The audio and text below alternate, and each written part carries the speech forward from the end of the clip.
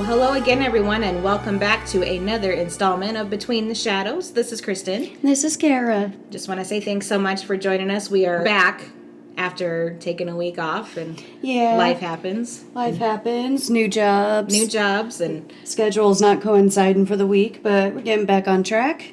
And we're back, and we're here to finish up Miss Laura Collins. Very excited to finish this up. Yes, I've enjoyed so much talking about this. Laura is, like we said, it's one of my favorite stories in all of Dark Shadows. Yeah. So 2 weeks ago when we talked, we finished up the first half of Laura. She comes into Collinwood and everyone meets her, and all the guys apparently in Collinsport, Roger and Sam and Burke, they're all enamored that Laura is back. For everyone has their different reasons. Yeah. Laura's made it clear that she's back for David, and she's really not going to let anything stand in her way of getting her child. And Roger's pretty okay with it, but everyone else just kind of seems to be like, I don't know about this woman. Yeah. And, I mean, it even sends Liz to the hospital, and because she confronted Laura, and Laura put her in this trance where she couldn't remember part of the day, and she ended up falling down the stairs because she fainted. And because of that, she's in a hospital in Boston for the rest of this story arc. Yeah. We do get to pan to her and see how she's progressing, but she spends the rest of Laura Collins in the hospital. So the last time I watched this, I kind of realized that means that the matriarch of this house, probably the strongest woman that lives at Collinwood, is no longer there. Yeah. She cannot help them fight Laura. We're just to the point where Liz has been moved to the hospital in Boston after much argument about it, because she absolutely did not want to be moved from Collinwood. Yeah. Carolyn feels like it's best. And especially after talking to the doctors, and Carolyn finally decides that, yep, it's time, we better do this. And Liz has given Carolyn complete control and run of the Collinwood Manor House and of the cannery and the fishing fleet. Carolyn is the matriarch of Collinwood, while her mother is in the hospital. So that's where we are. That's where this second installment of Laura opens up. Yeah.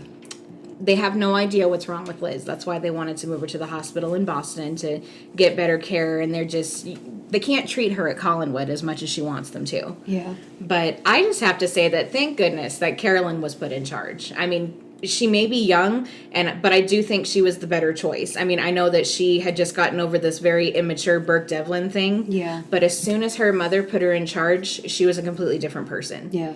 Once she got away from Burke and stopped being so obsessed with him, even her appearance changed. Like, she started wearing pantsuits and little skirts with jackets, and she looked like a businesswoman. She started looking exactly like Liz, the way that Liz would dress. She did. But she doesn't want her mother to be sent away to a hospital, and Liz has told her that she's not to be moved for any reason.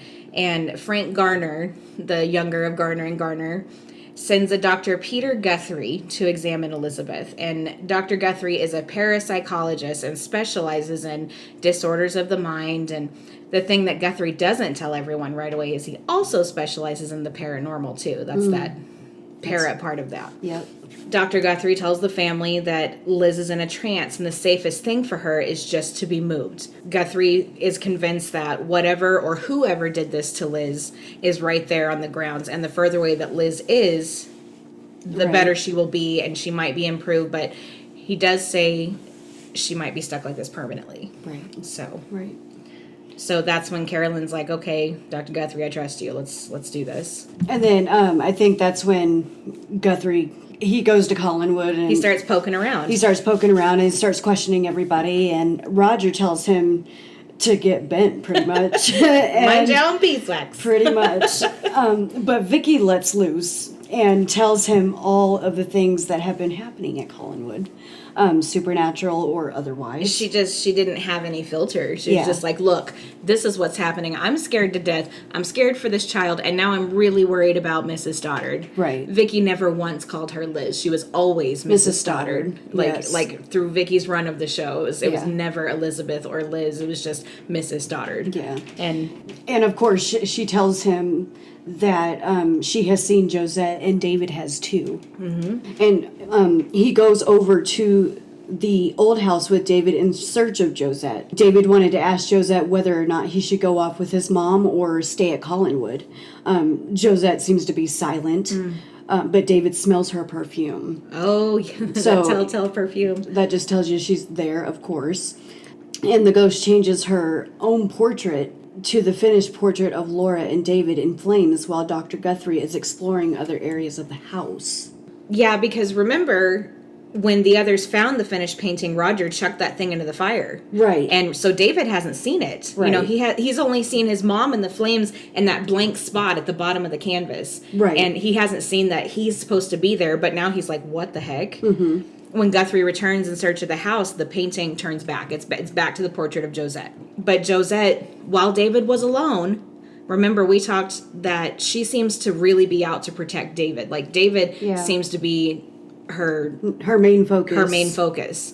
I mean, there have been others along the way, but I think Vicky up until this point was the only other one that she protected. Yeah. And maybe it's because Vicky was taking care of David and David was her main concern. I don't know. So she changes the picture to Laura and David in flames. Dr. Guthrie, I mean, he got right to the point and didn't knock anyone for believing that they've seen ghosts or anything else like that.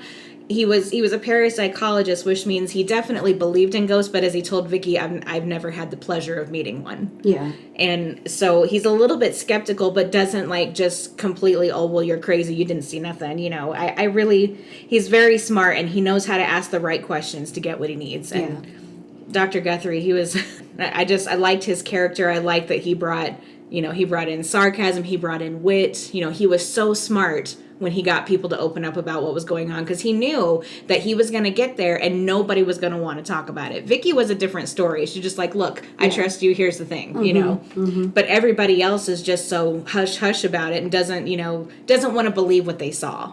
Dr. Guthrie, he's so kind and so patient with David while he's explaining what he saw in Josette's picture. And he tells him about how the painting wasn't finished and Laura's head coming out of the painting and that it frightened him. You know, these are different dreams or different visions that he had caused by Josette, we've already established. But this time he told him that he saw himself in the painting too, and like it's always been there and he just couldn't see it. Mm-hmm. And so that's got Guthrie going, But so with all that going on with Guthrie and David getting acquainted and everything, Elizabeth is gone and Laura feels like she can do whatever she wants concerning David. She even comments, Liz is in no condition to object or know anything about what's going on. So she asks Roger, she ends up asking Roger, can David come spend the night, because she thinks she's got free run because Liz isn't there. Yeah. She doesn't realize that Carolyn has become a force of nature like her mother. Right. So she So she asked Roger, can David come spend the night? And, Roger's like, yeah, sure. I don't care. I'm trying to get rid of him anyway. And she ends up telling Roger that she's had trouble with Vicky interfering with her, but Roger tells her, look, I'll handle it. She works for me. I'll handle it. You know, Vicky and Carolyn, they don't want David to go down there. They're very adamant about him not going down there. One, because Carolyn's mother said so. Yeah. And second, they're just not sure that David spending time with Laura is the best thing. They don't even know that Laura is not technically human. She's not human. And they don't realize that yet. It's just something, the way David's been reacting, these dreams that he's been having, these reactions he's been having. And that's why Liz went down there to confront Laura in the first place that second time. Right. And because she wanted to tell Laura, look, this is not the best thing anymore. And then when she sees him with Burke, it just sealed it for her. Definitely, you need to get out of here. Yeah. So Liz being able to stand up for her nephew is what caused her to go to the hospital because Laura felt like she was a threat. But Roger, he just doesn't care, and he lets David go. Yeah. He's got a night without David. And David tells Roger and Laura that he saw, he comes rushing into the cottage and say, hey, I saw my painting again, at the old house. And Roger was like, I told you not to go down there alone. You shouldn't be going, and Vicky shouldn't be taking you down there. He was like, no, I was with Dr. Guthrie. Yeah. And so that it pisses Roger off. He doesn't like Guthrie. He's already told him to. He doesn't like strangers in the house. He's already told him to go to hell. And it's like, why were you hanging out with Guthrie? So he goes down and wants to talk to Guthrie, Of course. But they kind of cross paths a little bit because Roger heads back to the house. Well, then Guthrie just shows up at the cottage and wants to talk to Laura. And they do have a conversation, and she does her very best to charm her way into his good graces. But somehow I don't think that she fooled him. Not even for a second. No, because he's aware. Yes. He's aware that something's going on. And paranormal wise, he's that aware, that kind of aware as and he's got like, a completely open mind. So, anybody Yes. could be anything at this point. Yes. But they mostly talked about David and his troubles believing in ghosts in the painting. yeah. They talked about Roger and Laura's relationship. Laura tells Guthrie that Roger has never been a real father to David, and that he is the bigger baby of the two. It's so true, though. It's true, though. I mean, David has his moments where he's like, "Meh," but so does Roger. So does Roger. In his grown-up man way. I mean, that was a very truthful comment. He's the bigger baby of the two. I would absolutely agree with that. Yeah. That wasn't just a wife being spiteful. That was absolute truth. Absolutely. I mean, I'm sure there was some spite there, but the comment is not any less true. No. And then Guthrie comments that it's obvious that David doesn't have many people in his life, and that Laura claims that is why she is so set on having David, because she uses the mom angle. She's like, I care about my son, and I think I can give him better care, Yeah. Because even Diana Millay said in her interview, before all of that, before her being a metaphysical and not technically human, first and foremost, she was a mom. Yeah. And while her motives were very selfish, very selfish, I think at the end of the day, she really did love her son. Absolutely. And I think she really did want to be with her son. So I think that's pretty truthful. That's a good, it's one of the reasons anyway, if it's not the whole reason. So, I mean, up until this point, Vicky's had like zero filter with Guthrie about the events that have been going on at Collinwood, and I definitely think that this has got him intrigued and has accelerated his urgency to find out what's wrong with Elizabeth. Mm-hmm. I mean, that's his primary focus, not the paranormal stuff. He wants to help Mrs. Stoddard. Mm-hmm. That's his job. He's a doctor. After he speaks with Vicky, after he has this conversation with Laura, all of this, he goes into Collinsport with Vicky to talk to Maggie. Yeah. Because Vicky's told him, look, there's this painter in town. He's been painting Laura and this and that. And he's like, okay, I got to meet this guy, Yeah.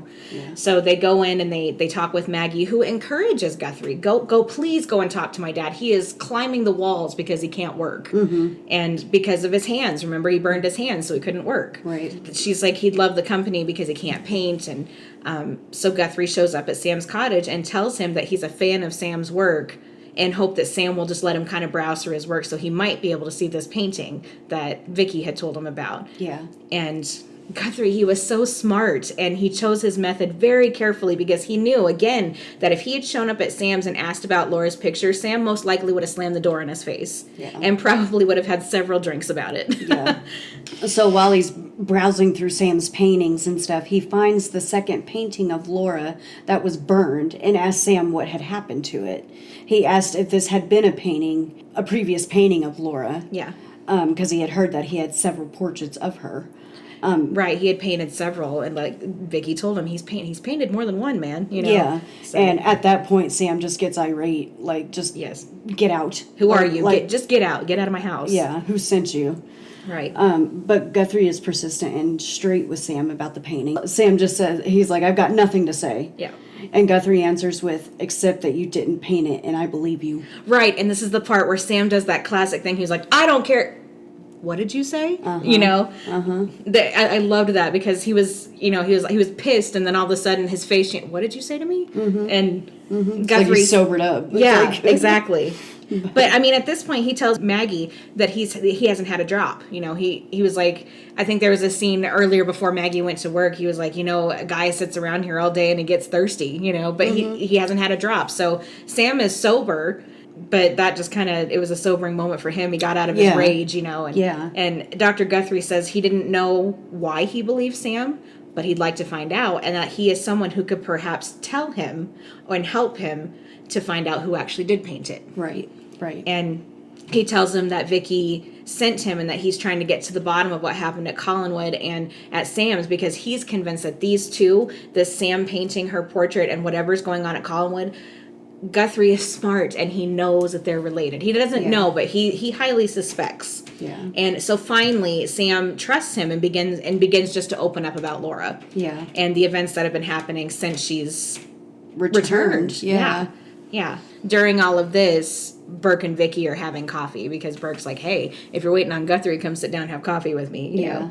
Yeah. And he feels bad about how heated their last conversation was. They had a conversation about Laura, and Vicky was like, you can't trust her. And Burke was like, I trust her, and he was definitely, the wool had been pulled over his eyes with Laura for sure. And I don't know if it was just denial because he realized he still maybe had some feelings for her, or if he was just so set to get on with this manslaughter case and get his revenge. He just wanted to believe that Laura was the key to helping him out. Right. And to do that, he would have, he believed that Laura was genuine. So that's how that last conversation went down. And he felt bad about it, but it turned out that this conversation they're having over coffee is starting to be the same way. And Right. Vicky just doesn't trust Laura, and Burke thinks that Laura can do no wrong, and that Liz is just interested in keeping David for herself. Right. So, like, after all these conversations between everybody, with Guthrie and David and Burke and Vicky and whoever else, Maggie and Sam, this is when we find out the last person to see Liz before her illness was Laura. Yep. For sure. Yep. And she caught Burke and Laura together, and Burke tells Vicky that Liz didn't seem ill when he last saw her on this night. Not only that, but she lied about it and said that she hadn't seen Liz. That's true. Yep. So Vicky tells Roger that she doesn't think that it's a good idea for David to stay with his mother because it seems to upset him more than to help him. Yeah. But Carolyn takes Vicky's side and reminds him that she is in charge. Yep, she is. She is. Roger insists that David can stay. Yep. So he's constantly undermining Carolyn, even though that Liz has put her in charge. Yep. And she's just a child. She doesn't know anything, And I know Carolyn's doing her best not to butt heads with her uncle because she loves her uncle, Right. She even said after she's like, Uncle Roger, please don't make me have to put you in your place. Please don't make me do that. Right. So David goes to Laura's, and Laura's thrilled, and everyone else is just, holy crap, I'm so scared, Yeah. But at the cottage, David falls asleep in Laura's arms. Yeah. And Josette shows up. Mm-hmm. Laura's still wide awake because she just doesn't sleep. And Laura tells the ghost to go away and that David belongs to her. To me, it sounded more like a plea than a command. Laura has no control over Josette, and I think that scares Laura. At least in my opinion, it does. Yeah. So Vicky and Carolyn, they spend a sleepless night worrying about him. They're pacing up and down the drawing room floor.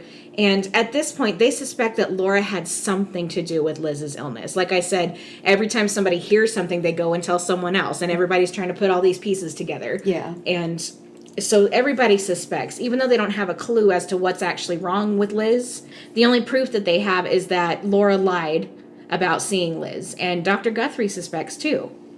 But David returns the next morning unarmed and wants to go over again. Of course, I had such a great time. Yeah. And he tells Carolyn, you can't stop me. I'll see my mother anytime I want, Mm-hmm. He did tell them that he could smell jasmine and feel Josette's presence in the cottage all night. And Guthrie feels like it's best if Laura doesn't know that they all suspect her, so that she'd be more willing to cooperate with what they're trying to do. Right. But now this is like one of our opening scenes in one of the next scenes. He's just come home from the cottage, and he tells Vicky a dream that he had while he was at his mother's cottage. And Vicky tells Dr. Guthrie about the dream the next morning. She's sitting by the fireplace, and this is how the first episode opens. She says, and David said that there was no light, and he could hear the ocean roaring nearby.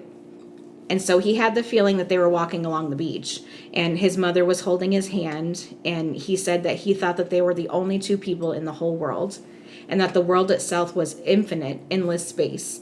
And he began to notice how silent his mother was, and her eyes. He said that her eyes were blazing in the dark, and then he saw that they were headed towards the great light that seemed to be quite separate from the darkness that they were walking in. And the roaring grew louder, and they came closer and closer, and his mother's eyes were blazing, and then they were running towards the light, and the roaring grew and grew. And just as they were about to fling themselves into it, he woke up. Wow. And she's like, and that was David's dream. Oh my gosh. And Guthrie responded with, I wonder if it really was a dream. And he wonders if it's a vision of what could possibly happen if David did decide to go with his mother. Absolutely. And I mean, I kind of think, I can't tell if that dream came from Josette or if that dream came from Laura. Because it didn't frighten David at all. He was like, "Oh, this was a great dream, Vicky," you know. And so I wonder who it came from, because it was so pleasant. Kind of makes me think maybe it came from Laura, because I don't think Josette hasn't been pleasant in the things that she's been doing up until this point. Right. Wow. Yeah. I enjoyed watching that scene, just that explanation of the dream, and Me too. And like you said, the peaceful part of it. It's like this whole time David's just been so restless. He hasn't been able to sleep. He's just been a restless kid at night. And for once to hear him, he had a peaceful dream. Right, and that surprised Vicky too. But then when he told it to her, her face just kind of turned white. She was like, "It's like the tables have turned here." Right. It's like But it was who's messing with people? It's like between Josette and Laura. It's right. Like, these two wives of Jeremiah duking it out, but totally not about Jeremiah. It's like about a little boy. It's like a bipolar atmosphere. Like, just the air is bipolar, you know. It really messes with your feelings catching it a lot. here and there. Yeah. So it was such this story arc, this Laura Collins story arc. It was such a roller coaster sometimes, you know, because it was like, oh, he had a pleasant night with his mom. Oh crap, his mom's bad. She's bad, and Laura begs Roger for David and to start the divorce proceedings, because she keeps saying this, I don't have much time left. I don't have much time left. Yeah. She's constantly saying that. She tells Roger that she only meant that Liz could get better, or someone at Collinwood could convince David not to come with her, and that she's only a mother who wants her son. Yeah. And she's been patient long enough. Yeah. Yeah, I mean, she's been hinting the whole time. She's like, I'm not here to stay. And it's like, right. I don't have much time. I want to take David with me. Right. So she has no plans to stay at Collinwood whatsoever. Right. And she didn't really hint at that in the beginning. When she got there, she kind of made it clear, look, I'm not here to stay. You know, I have a Phoenix apartment, and then once the Phoenix apartment burned down, Roger was like, so does that change your plans? Because now you have nowhere to take David. She was like, I wasn't planning to take him to the Phoenix apartment. Right. And just started anew somewhere else. She never gave the indication that she was there to stay. Yeah. So at least she was direct with that. So. But Roger is suspicious of her sudden sense of urgency. Yeah. And tells her that it just isn't possible at the moment because of Liz and the family. And she asks him what he would say if she were to mention the word manslaughter to Burke Devlin, you know, that manipulative thing. Yeah. And Roger calls her bluff because he knows it would mean giving up David. Right. So this is a good part. They decide to have a seance to reach the spirit of Josette. Guthrie wants to give Josette more power to be able to communicate better with them. But this seance will be one of many, many seances held at Collinwood in the days and years to come. Having seances seems to be the family's go-to to get answers when they have none. Yes, I love it. I do too. It's just, love it. I just realized that this was where it started. This is the first seance that they ever had. I was going to say, was this the first seance? The very first one. Okay. So it made me kind of smile a little bit. I'm like, man, if you guys knew how many more of these were going to happen along the way. And it's funny. It's funny you say that. It's because it is their go-to to get any kind of answers. Oh, let's do a seance. Yeah. Even down to like the kids doing one themselves later on in the show. That was way on later. And Dave was like, I've seen them do this a billion times. I'm like, child, I bet you have. I bet you have. Oh my gosh. But it's crazy. But it seems to work. It seems to work. So, I mean, they always seem to have results. I mean, how do they always have results from seances? You know? But, I mean, Carolyn is hesitant about it. But she agrees that if it'll help her mother... And Roger, of course, is against it until Guthrie says that if he fails, he'll leave because then he feels like there's nothing more he can do at that point. Yeah. And Roger says, why not dance a hoodoo dance around the hospital table chanting semi-guttural noises? Oh my gosh. It's amazing, though, how much Roger changes his tune when Guthrie offers to leave if the seance fails. Mm-hmm. But he still thinks it's ridiculous and Laura would never go for it. That's not something Laura can chance because... Josette could spill the beans about Laura completely, and I think she just doesn't want to be in the same room or like it's always the supernatural characters and entities that don't want to be a part of right this because it could expose them. It's not safe for them. Yes, it's just not. It's not safe. So over the course of these next few episodes here, Carolyn, she ends up squaring off with Laura. Mm-hmm. I mean, in the beginning, you remember Carolyn? Oh, Aunt Laura. My Aunt Laura. Yeah, and now she's in the position where she's got to fight back and stand up for the house and the family, and she's demanding to know what happened to her mother. Bert goes to question Laura and to get in her good graces. Yeah. So that she'll keep her word about testifying again for Burke in case that comes back up. Yeah. Yeah. And he warns her about Guthrie and tells her that he's questioning Sam about her and the paintings. And Burke wants to know what one has to do with the other. Yeah. Yeah. But Laura's pretty good about delivering elusive answers too, Oh, yes. Yeah. He's worried that Guthrie's a detective. And at this point, I can't tell if Burke is actually interested in continuing his relationship with Laura, or if he's just being nice and maybe a little manipulative just to get what he wants. Yeah, I kind of wondered about that too. And I kind of think it's just kind of the latter at this point. Yeah, because Vicky has told him several times now, you can't trust Laura, you can't trust, and I think she's starting to get in his head a little bit. And if he's taken anybody's word to heart ever since being back in town, I would say it would be Vicky's. Yeah, and he said it. He said it a few times. He was like, you and I are the only ones who are strangers here, anymore, and we need each other, whatever, And so Bert's whole mission in town since he's been back is just to get to the bottom of everything, and this is just something new to get to the bottom of now that Laura's back. Right, it's just another answer to solve. Right. I don't know. I can't really tell either, but in the end, in the long run, it doesn't matter a whole lot. But at this point, you just kind of wonder, Yeah. So Dr. Guthrie meets Burke at the Blue Whale at Burke's request. He wants to meet this guy and see what he's about. Right. And he gets there and runs into Sam Evans, Dr. Guthrie, and Sam tells him that Laura Collins is the one who burned his hands. And they talked about the fire in the Evans cottage and how Laura threatened him when he wouldn't stop painting. And then Burke shows up and wants to know why Guthrie's there. Mm-hmm. And Guthrie assures him that he's there to help Elizabeth and that he is unnecessarily suspicious of him. But Burke doesn't believe it. He calls Blair and says, hey, I want to check on this guy. Right. And his investigator. Yes. Right. Yeah. I don't know. Blair seems to do it all. He brought Burke the financial statements. He runs all of his background checks. And I'm just like, okay, who is this guy? He can't just be, he may have just told Carolyn, this is my banker. This is my financial advisor. Right. But Blair seems to do other things too. Yeah. So... but I guess while that's going on, Roger's back at the house, and he phones Stewing. up. Yes, and he phones up Frank Garner and claims it's an emergency. He starts out being petty, and tells Frank the divorce is not going quick enough for him. Yeah, yeah. That was a facade. Yeah, and I think his real reason is to ask Frank why he cannot run Collinwood because Carolyn is just a child, quote unquote. Just a child. And if there's anything that he can do to fight Liz's will. But then Frank just shuts him down quick style and tells him that Liz's orders will stand up in any court of law. Yeah. So, but... Liz isn't dead. You can't fight her will right now. So right, and there's nothing wrong with her will. It's very sound. It's very practical. Yes, and she's made sure of that. Carolyn is her daughter, and Carolyn gets it all if Liz dies, Yeah. She's set aside apart for David, and David will probably eventually get it too, because he's the last Collins. Right. So until he makes on more... the Collins name. Right. Yeah. Until he makes more Collinses, David's it, you know.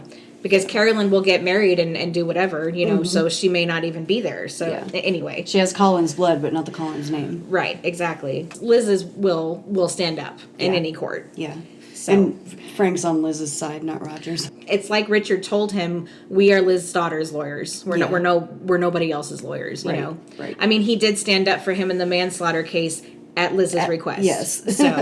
So he wanted to complain that Guthrie was brought up on Frank's suggestion, and Frank assures him he's a wonderful doctor. He knows his job. He's very smart. You know, he's the best choice to help Liz. Mm-hmm. But Roger's like, I'm going to get that man out of this house, and But I really think at this point the pressures of being the matriarch of the family is really starting to get to Carolyn. Yeah.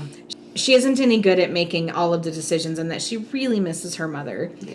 She also says that she knows she's called David a little monster hundreds of times before, but if anything ever happened to him, she'd die. And that he's more of like a little brother to her. Yeah. that right there, that is a total 180 from what she was doing at the beginning. She, called him a kook, and I mean, this is kind of like she kind of lost her mother. Like, she's not dead, but yeah, she doesn't have her mother around, and they're not sure if she's even going to stay alive. It's like, I can't lose any more family. Partly probably what was going on in her head. It's like, Right. you lose something. It's true. You hold on tight to everything else. Right. And now that she is solely responsible for David, because, Liz was responsible for David, now she is. Yeah. And she wants to see her mom, but Frank talks her out of it and tells her that she isn't any better. And Carolyn just flips and calls off the seance, calls Dr. Guthrie a quack, and runs up the stairs, And Frank tells Vicky that Liz's doctor had told him that they don't have much hope for her and that they are pessimistic about her latest test results. And he described Liz as a woman who is living but no longer alive. Yeah. So 5 minutes pass and Carolyn cools off and she agrees again to the seance. Dr. Guthrie, I'm terribly sorry. Please forgive me. So Guthrie admits that he's afraid of failure also, but he's afraid of success because of the force that they might release if they go on with the seance. Right. It's supernatural. It's like Dr. Guthrie says, he's never experienced firsthand any of this, but now that it's staring him in the face and he's getting ready to, he's a little bit frightened himself. Who wouldn't be? Yeah. But he's done all his research. He has. He's studied and... He's gone around and he's been poking around town and asking questions. Everybody who's involved. Mm-hmm. He sits down and has, a lengthy chat, taking information in his head and just whatever he can soak up, Yeah. So, I mean, he's ready for this seance, but I'd probably be frightened too. So, but in this seance, they do make contact. Yep. But Laura interrupts just as they make contact. Yep. But they do end up starting again with Laura around the circle, and they make contact with Josette again through Vicky. Mm-hmm. Vicky begins speaking in French. Vicky doesn't speak French.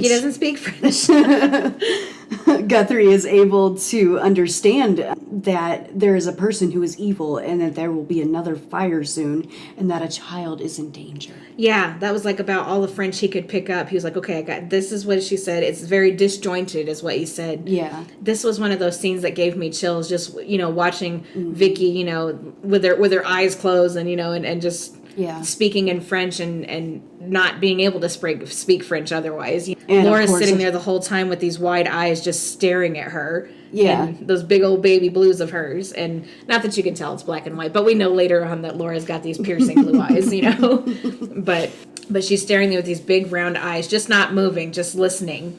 When she comes out of it, Vicky, you were speaking French, and I don't speak French, and Roger turns to Laura and says, Laura, you speak French. What did she say? Oh. And she, I don't know.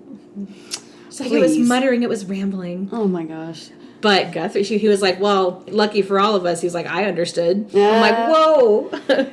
Yes. So, so he was able to put these few words together. There's someone there who's evil, and there's going to be another fire, and a child is in danger. Well, the only child at Collinwood is David.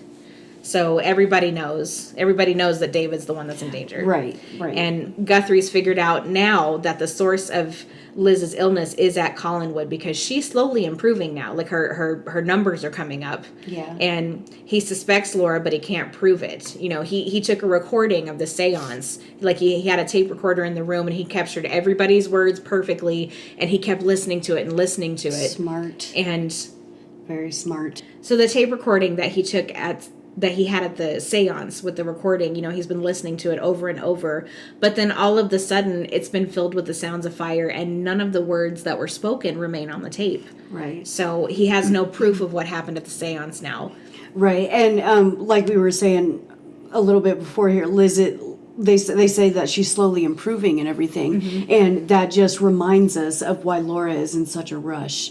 Yes. To get David out of there because Liz is improving. Laura's getting weaker. Yes, and Laura's getting weaker, and yes, she doesn't have a lot of time. That's where that thing comes back to. So that we're reminded once again when they say Liz is slowly improving, all of a sudden Laura's running out of time. Yes. And when Guthrie understands from the French rambling that Vicky was doing, and there will be another fire soon, between that and Liz improving, Laura is really running out of time here. The heat's on her. Heat's on her to do what she's trying to do. So. Now, Carolyn naturally she's upset about her mother and feeling like they aren't any closer to figuring out what's wrong with her. Yeah. You know, they had successful contact at the seance, but that didn't tell her anything about her mother. Yeah. And Joe Haskell comes over to check on things, and remember, they're broken up now. They've closed the door.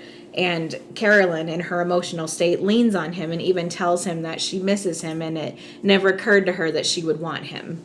And at this point, Joe and Maggie aren't official yet. They're just starting out. You know, they're kind of feeling the ground. They're sweet on each other, but nothing's been established or Right. nothing yet. They're still just kind of friends hanging out. Right.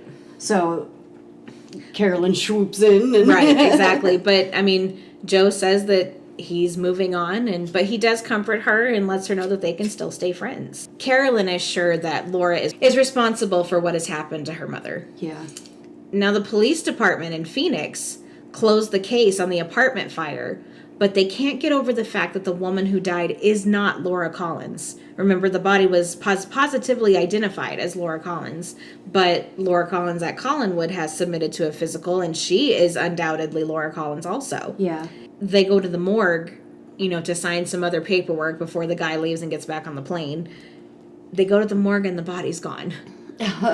So Vicky makes a connection between all of these weird things going on: the fire in Laura's apartment, the fire in David's dream, the fire in Sam Eving's painting, and all of Laura's ancestors dying by fire. Yeah.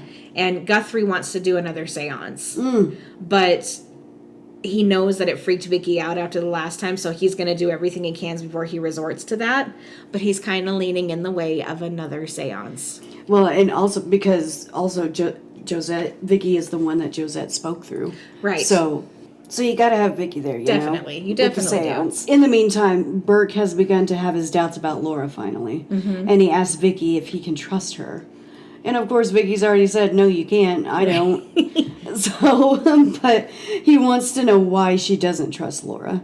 Vicky tells him that Josette has been trying to tell her something. She led her to the crypt twice, to where Laura's ancestors were. Mm-hmm. She reminds Burke that Laura was the last to see Liz before she got sick, and she lied about it. Right.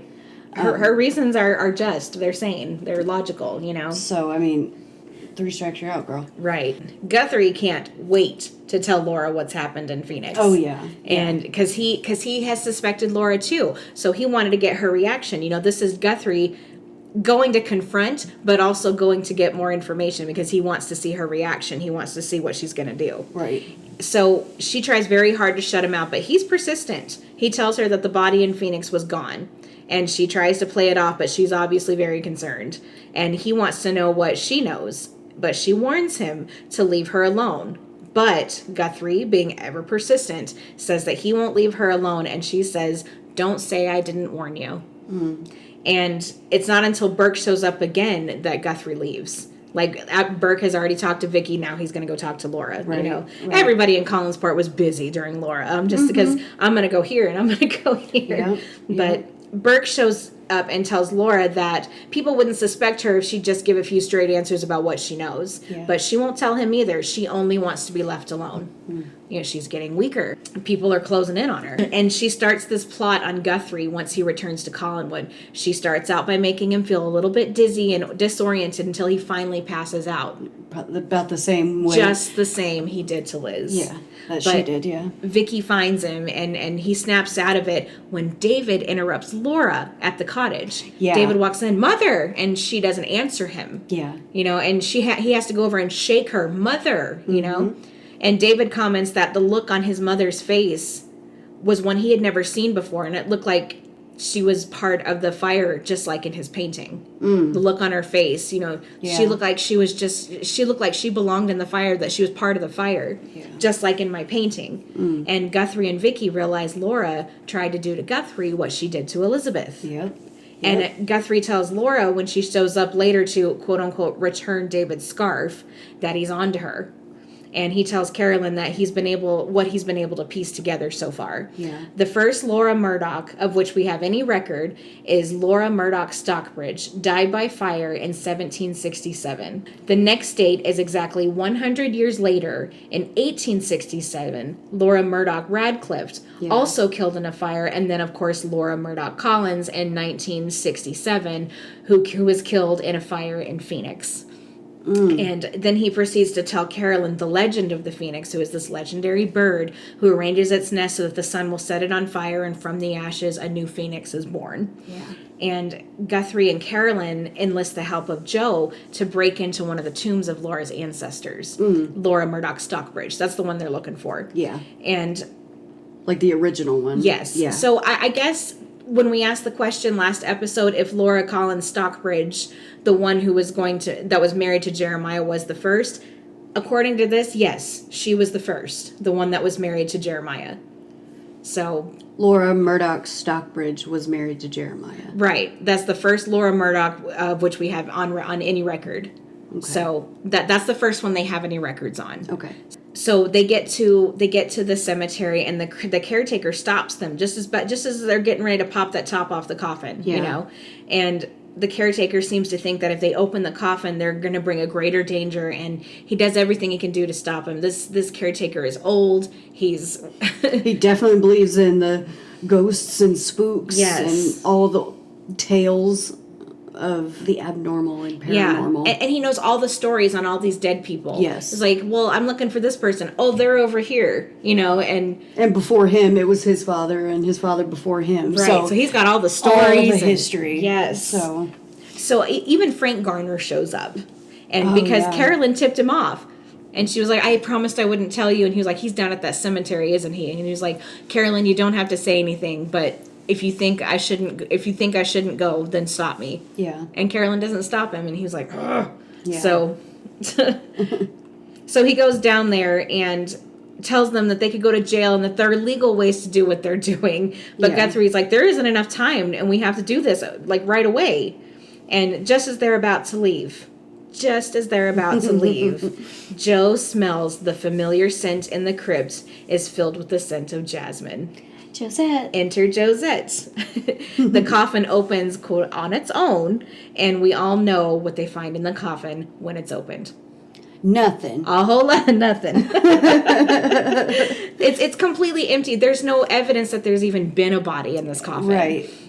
So Guthrie asked the caretaker, where is Laura Murdoch Radcliffe? Because this one's empty. I got a theory. Yeah. And so where's the next one?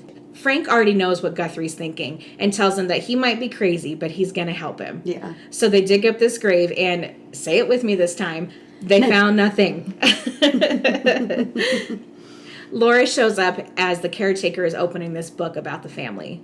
And he discovers that there's something about the child of one of the ancestors. The boy died with his mother in the fire. Yeah. And it was the child of Laura Murdoch Radcliffe. Okay. And Laura sees the open coffin and finds out that Guthrie and the others dug up the graves. And Laura reads the bit about Laura Murdoch Radcliffe and works her magic and wipes it away and wipes the caretaker's memory. And he can't remember them leaving or Laura showing up. Mm-hmm. And the others find the book with the newspaper clipping, and the ink has been faded by fire, mm-hmm, where the article of Laura Murdoch Radcliffe was. Yeah. So back at Collinwood, Guthrie and Joe tell the girls what they discover at the cemetery, and Guthrie warns Carolyn and Vicky to keep David away from his mother, like entirely, like as much as they possibly can. Yeah. So there was this moment after all of that, you know, Guthrie tells him you got to keep him away from Laura. Yeah. Carolyn goes up to David's room to check on him. And all this time she's called him a spoiled monster and she can't stand him. Now she stands in his room truly concerned about him and wants him to be safe. Yeah. And I love that there was finally some love and concern between the two, if not still a little bit tumultuous. But after that night, David writes a composition in his studies about his sister, if he had a sister. Yeah. And he states that Carolyn would be different if she had a brother. Even though David played it off the night before, I think that Carolyn touched him with her concern for him. Yeah. I can think it kind of softened David too a little bit. Yeah. So the next day, Joe finds another copy of this news article at the library about Laura Murdoch Radcliffe, and immediately calls Vicky to see if she's seen Dr. Guthrie. And after Vicky goes to find him, David sits by the fire and sees his own face in the fire and freaks out. Goes running out and, Vicky, Miss Winters, but runs into Guthrie instead, and Joe claims that David's vision was one from the past. The article tells about a woman who died in fire, and her child's name was David, and that he died with his mother while he was in her arms. Wow. So now they have this, and things are coming together so much the same as this past Laura and this past David. Yeah. But through all that, we come to David talking to Vicky, and he tells her that again, through all of this, he has decided he wants to go away with Laura. Yeah, that was a little bit surprising because of how freaked out he's been lately, and seeing his face in the fire. And Vicky wants him to wait until Elizabeth is better. And is this another peaceful thing that Laura's trying to film over David, like another peaceful moment in his brain, right, to get him to agree?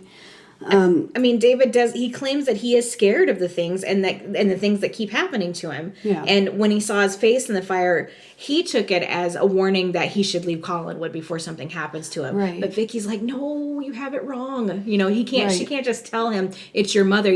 She's like, no, David. She was like, well, it could be a warning of something else. Yeah. Yeah. And again, his Aunt Elizabeth, David would regret leaving if something happened to Elizabeth. Right. He would regret that.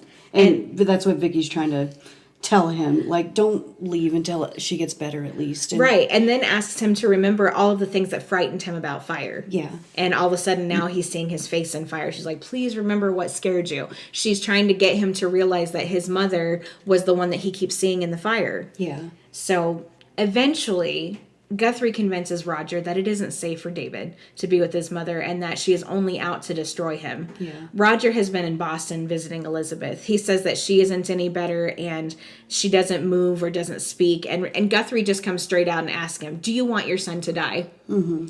And he tells Roger about the happenings at the cemetery with Laura's ancestors and that they've all died by fire. And he tells Roger that Laura intends to burn David alive. And he tells him to please read the newspaper. And Roger tells Guthrie that he isn't ready to pull Laura and David apart and that he isn't totally convinced. Yeah. And Vicky is up at Burke's room telling him the same thing. Mm-hmm. And Burke isn't totally convinced either. And he's still convinced that Laura loves David and wouldn't try to do anything to hurt David. Yeah. Vicky wants Burke to help her protect David. And Burke tries to wrap his head around the various Lauras and being destroyed by fire, and he agrees to help protect David. Yeah. Once Vicky tells him about David Radcliffe, who, of course, died by fire while being held by his mother. And after David, tells Vicky that he wants to go with Laura, David tells Roger that he is ready to go away with Laura and that he loves his mother. Mm-hmm. It isn't until the book with the newspaper opens, quote unquote, by itself, and Roger reads the newspaper article, that he is convinced not to let David go around Laura, be around Laura.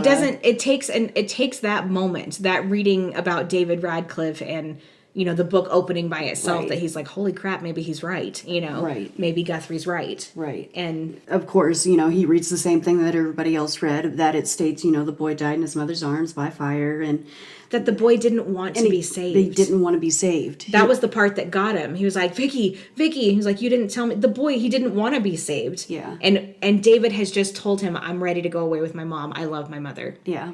And so I think it just freaked him out, you know? And that's when Roger orders that David is to not leave this house without Vicky.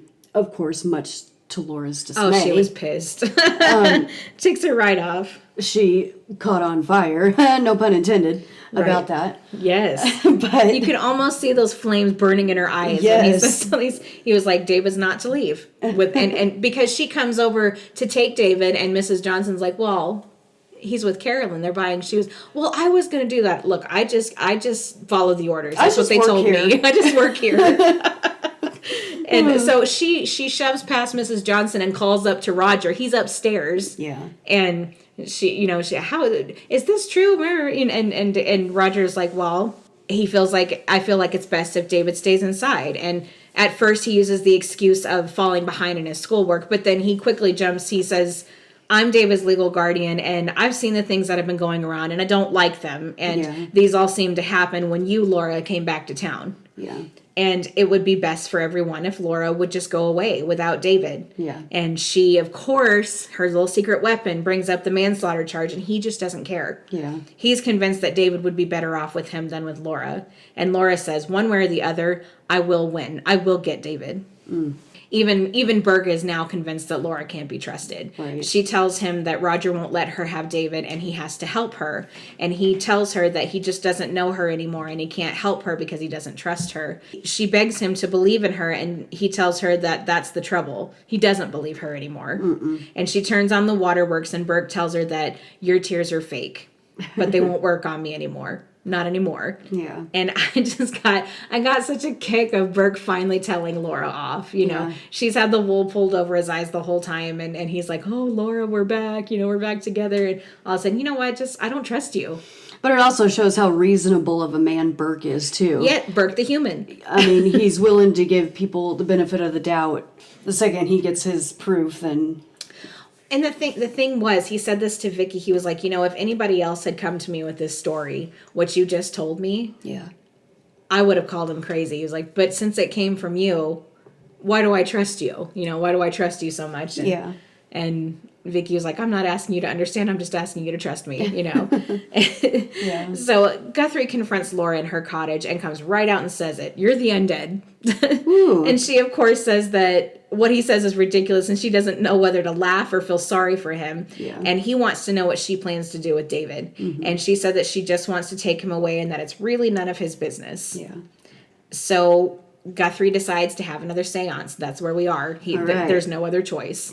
And he wants to have it at the old house to see if they can contact Josette again. So naturally, he wants David to come along so that they have a greater chance of making contact. He invites Sam Evans and Vicky to be part of the seance because they've all been used by Josette. And he wants the greatest chance in the world to get a hold of Josette because he's desperate. He knows that time's running out. He knows that Laura is feeling the pinch and Laura is going to do something. So there's a rush to do this, and Laura attempts to put Guthrie in a chance again, but Josette shows up and warns David that Laura is thwarted again. David comes, he sees Josette on the staircase of Collinwood. And Guthrie is by the fire getting ready to just pass right out, and he runs in there and wakes him up, and he's like, oh my gosh, David, you're it. She won't hurt you. I mean, she wanted him to come willingly. She wasn't going to just burn him up, you know. So as soon as he made contact with Guthrie, like touched his shoulder, it stopped. Laura shows up again and tries to take David to the cottage with her, but Vicky stops her, and Mrs. Johnson tells Laura that they're planning to have another seance at the old house. Thank you, Mrs. Johnson. Oh my gosh. That's exactly what they were trying to keep from her. Right. If Vicky wanted her to know that, she would have just been like, he's got a seance tonight, you know. But Mrs. Johnson blew it. But so Vicky and Sam and David, they all show up at the old house and they wait for Guthrie. Laura is having none of this and now knows that everyone is against her. And Laura causes Guthrie to have an accident on the road and his car bursts into flames. And he dies. Joe says that he dies instantly because Joe is at the Blue Well with Burke when Maggie calls from the coffee shop and tells him what's happened to Guthrie. Wow. And Joe and Burke, they both go down to the old house to tell the others what's happened to Dr. Guthrie and that he died instantly and his car caught fire and his car crashed and then caught fire, you know, so. Like, I feel like that was the first death that really got me, that really kind of shook me, a little, kind of shocked me and shook me. I was like... I mean, Bill Malloy shook me, but I don't know why Dr. Guthrie shook me more. I think because Dr. Guthrie was so close. He was closing in on her. He was just about to put the pieces together. I guess with the same with Bill Malloy, too. That meeting they had set up, and Bill Malloy never showed up. He was on the brink. Yeah, he was right there on the edge, and it just... And same with Guthrie. I mean, but I don't know, Guthrie, I got really sad that one. Yeah, Guthrie's death made me want to cry a little bit. God. So Vicky is, of course, upset, but she decides she's going to go ahead with the seance without Dr. Guthrie. Yeah. And they're all desperate to find answers. And when they hold the seance, the spirit of David Radcliffe uses David to speak. Yeah. He relives the moment that he dies in the flames with his mother. And then he says that there's going to be another fire in a little house by the sea, and that someone will die in the fire in this little house. And Vicky tells Carolyn that Guthrie is dead and that he burned to death inside of his car. And at this point, everyone knows that Laura is responsible for everything. And Vicky and Burke and Carolyn and Roger all agree that she has to be stopped. Yeah. Vicky says that David Radcliffe issued a warning that David Collins is in immediate danger. Yeah. And Roger has already given his word that David will not be with his mother, but David wants to go away with his mother anyway. Yeah. So they devise this plan to keep David away from his mother until after the 100-year mark of David Radcliffe, because that's when they feel like they put all the pieces together and they feel like that's when Laura's going to make her move. And that's when we realize that's when Laura's time runs out. Is that night, that 100 years later, because it keeps happening, 100 years apart. Right. And they think that that's the point where Laura's going to make her move, and Laura plans to burn David alive. Yeah. So Bert goes up to David's room and offers him a fishing trip. Hey, there's this place, and we can go and stay over a few nights. And Roger tells David that he's given his permission. And David pushes back at first because he's supposed to be seeing his mother the next day, but he does finally agree to go with Burke first thing in the morning. Yeah. Now, this parlay that Roger and Burke have entered into was pretty incredible. They've been at each other's throats since the show started. Yeah. And, I'll kill you. Well, I'll kill you first, know, and they've just been fighting and fighting and fighting every time they see each other. But now that David's life is in immediate danger, they lay aside their qualm to save the boy. And it's profound to me. Yeah. That these two seemingly men acting like children can put aside their differences. Hey, this child's life is in danger. Yeah. And it could be either one of their sons. We just don't know that. Right. So that could, at this Burke point, is the father David wanted, and Roger's the father he got. Yeah.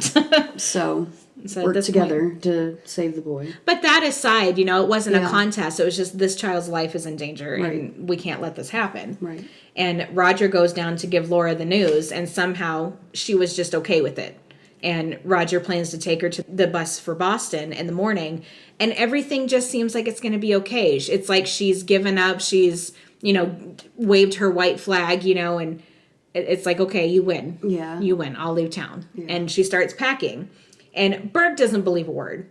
Just goes down to talk to Laura himself, and he asks her if she's really leaving, and she assures him that she is. She says the real reason is that she's tired of the fight, and it could have a serious effect on David. Yeah. Vicky doesn't believe a word of it either. She's still worried that this plan is going to fall through and that Laura isn't going to get on the bus. And she urges Burke to take David on the fishing trip no matter what happens. Yeah. And she's sure that that this is the night that something will happen to David. And she's determined to sit up all night with David. And she does. Yeah. And her devotion to David, even after everything he's done to her, is just... Yeah. I gotta hand it to her. That's a great big person right there. So before Vicky goes up to David's room to sit with him all night, of course, Laura, perfect timing, shows up in David's room in the middle of the night and tells him that they are going away together the following night. And that he should meet her at the fishing shack in secret. She asks him to get up at 11:30 p.m. and sneak out of the house. She convinces him by telling him that Roger is planning to send him away to boarding school. Of course, this upsets David, and it makes him want to go away with his mother. Right. We've already had this fight with David and Roger about boarding school, and we know how David felt about it. I mean, he damn near killed his dad over it. Yes. So, of course, that'll set David off and make him want to go the other direction. Right. So morning comes, and Vicky feels relieved that David is still safe. Burke and Roger make sure that Laura gets on the bus for Boston, and everyone is relieved. Maggie and Joe included. But Joe still seems a little bit nervous and apprehensive and asks Burke, please just keep a close eye on him. That's all I'm asking, because Joe is just feeling a little unsettled, Yeah. And Burke takes Vicky out for a drink, but she's worrying about David the whole time. Yeah. Like it's her own kid. Like she can't relax with even if the babysitter's there, she just can't relax. She's got to call. And he's been left with Mrs. Johnson. Yeah. And he's been fighting her tooth and nail about going to bed. Yeah. And he says it's because he wants to study. He has to study, and he tries every excuse to get her to leave the room. Yeah. Now, Joe has had a revelation about the newspaper article, and it could have been a little bit misleading. So he looked it up. He looked up the time of death, and it was this current day at 2:30 a.m. Yeah. So Vicky rushes to call Collinwood, and Mrs. Johnson leaves to answer the phone. Oh. And David makes his big escape, and everyone is panicked. And David goes to meet his mother at the fishing shack, just like they planned. Mm-hmm. And Burke and Joe go around the grounds looking for him, but they don't find him. They even go down to the fishing shack, but David hid well enough to where they couldn't see him. Okay. Because nobody knew where he was running to. Right. Vicky was trying to remember what David Radcliffe said in the seance. And she was like, okay, a little house by the sea. That could be Laura's cottage. Yeah. And, well, it's not Laura's cottage. We went down there and there's nobody there, but the fire was still burning. So Laura had been there. So Vicky was like, well, what about there's a little fishing shack, on the sea. It might be that, So they go down there, but David hides and they don't find him. But so Josette comes to Vicky and tells her where David is. And Vicky hightails it down to the fishing shack. And when she gets there, the place is engulfed in flames. Yeah. And Laura is on the other side of the fishing shack calling to David to join her in the flames.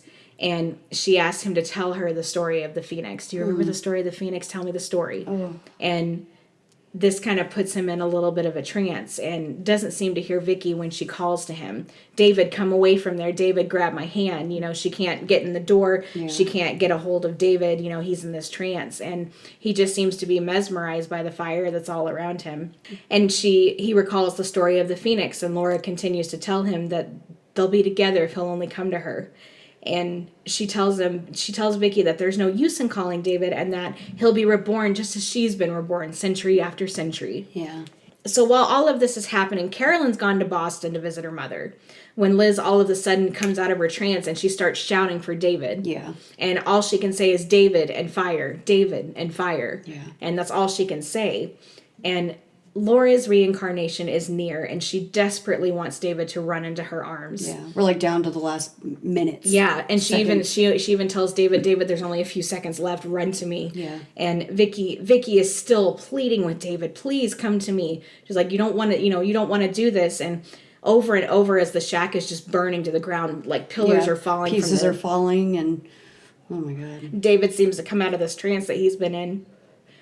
And he's torn between his mother and Vicky. He's terrified that his mother's burning in these flames and Vicky's shouting to him from the other side, but he really wants to go to his mom. And he's in tears, Right. And Laura pleads to him, David, please don't make me go without you. I don't want to go without you. And Laura calls out, it's too late. From these ashes, the Phoenix is reborn. And Vicky gets him out just in time. Now, I want to touch on this because the last time I saw it, I'm getting emotional now, but the last time I saw it, it really touched me as a mom who just wanted to be with her child. Yeah. And the fact that she's like, please, I don't want to live another 100 years without you. Please don't make me go without you. And it just, it got me right in the feels. But, so, sorry, thanks for bearing with me there. But Roger finds out after, thankfully, David runs to Vicky instead of Laura in the end here. Roger finds out what has happened, and he's just shook. He goes up to check on David while he sleeps. Yeah. Probably for one of the first times he's ever done that. Yeah, he's actually been genuinely concerned about his son. And like you just said, this is the first time we see a real genuine moment between Roger and David. Like him just... it's like checking on your little baby just to make sure they're still breathing in the crib. Right, he exactly. just wants to check on David, make sure he's all right. And this is the moment we start to see a healthy relationship between father and son. And I just think that Roger realized he came dangerously close to losing David, and not in the sense that David was just going away with his mother. Mm-hmm. He realized that David nearly died, and I think it changed something in Roger. And I think in this moment he realized just how much he does love his son. Mm-hmm. Even though this was an intense sequence of events, it was very heartwarming to see this relationship finally take a positive turn. In the end, it ended up being a happy ending. Laura, they see and they assume Laura died in the flames. Yeah. But Vicky was able to pull David back at the last second before, the place just went completely up in flames, and how dangerously close David came to being part of that fire too. It was so intense, and it's one of those. It was the first story in Dark Shadow that just kind of made me sit on the edge of my seat. Is he going to make it out? And it just, whoo, it got me. Well, we had just lost Guthrie, and it's like, are we really going to lose David? Right. It's like, we've lost Guthrie. Do we have to lose David too? And I mean, that was history. Yeah. So yeah, they wanted to make you feel like it could happen again. Right. It was very close to history. Was very close to repeating itself again in this moment. And they broke that cycle. Yeah. Of the Phoenix for the Collinses, I think. And one thing I do want to mention, because I was reading up on this, Laura was to make a third return on Dark Shadows. Yeah. After this. Now we know that she shows up twice in the course of the series. Once was right here in 1967, but when we go to the past when we see Quentin and Beth, she also makes an appearance there. She's married to Edward Collins. Well, she was supposed to make a third appearance on the show just before it was canceled. So it was canceled, so Laura didn't get to come back. But so that's where we are. Laura, this is the end of this story arc, and I guess it is. Laura's been reborn from the ashes and gone to live in paradise, and David stayed. David was saved. Yep.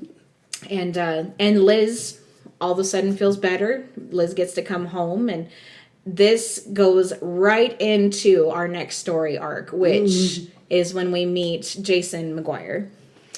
And Liz's troubles are not over. Liz's troubles are not over. This one is over, but her troubles are just starting at Collinwood. Yeah. So next week, that's where we will start, and we'll get to talk a little bit about Jason McGuire. And friends, that is the last saga before we get Mr. Barnabas Collins. Woo! So stick with us. It's going to get good, and I can't wait. I can't wait either. So thank excited. You so much again for joining us. Thank you for putting up with our thoughts and our concerns, and talking about Laura, and indulging us on this very awesome storyline of Dark Shadows. We really appreciate you sticking with us. Again, reach out to us with comments or concerns. You can find us on Facebook or at Between the Shadows 2021@gmail.com. But until then, folks, keep it between us and the shadows. Have a good night. Good night, everybody.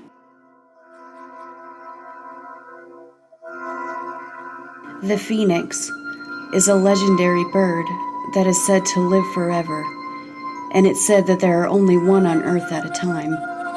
It has a scarlet head and body, and its eyes are sea blue, and its wings are iridescent. Try to picture that beautiful bird flying high in the clouds. The flap of its wings as it flies from century to century. It doesn't grow old for 100 years, and even then it doesn't lose its beauty. Then one day, it feels its wings growing heavier, and it knows it hasn't much time. It hears death calling, and it knows what it must do. It starts on its last long flight in search of the very tallest palm tree.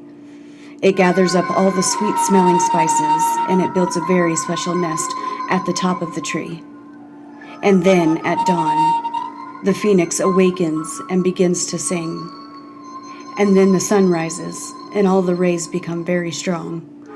They beat down on the dry nest, and slowly it starts to smolder, and the phoenix fans the spark with its wings until the entire nest is ablaze, and the beautiful feathers, they all catch on fire. The whole bird is consumed in flames, burned to ashes, and from these ashes, the phoenix is reborn to live on and spend the next 100 years in paradise.